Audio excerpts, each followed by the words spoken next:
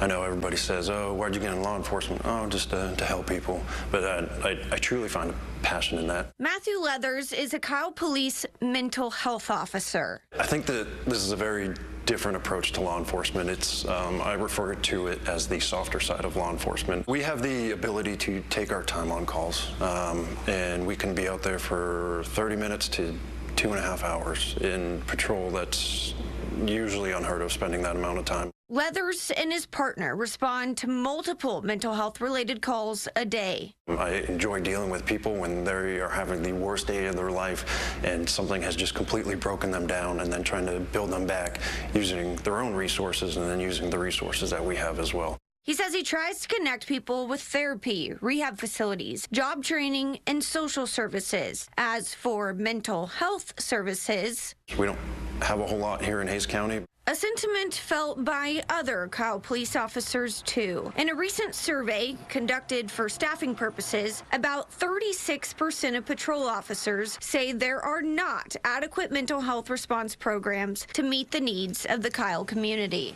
Ascension Seton Hays Hospital services people experiencing mental health issues through their emergency room, but Hays County doesn't have its own inpatient psychiatric facility. So Kyle police officers are tasked with transporting people. We do multiple transports every week. From Kyle to San Antonio, Austin, and Waco. There's just not enough places for people to go to get that inpatient treatment.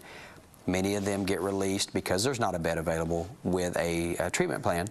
And if they're not committed to that the next day and the next day immediately following the release of the hospital, then they relapse and we're back at their residence again trying to help them through yet another crisis. Mental health officers will follow up with them. If we're able to, we try to follow up weekly with individuals.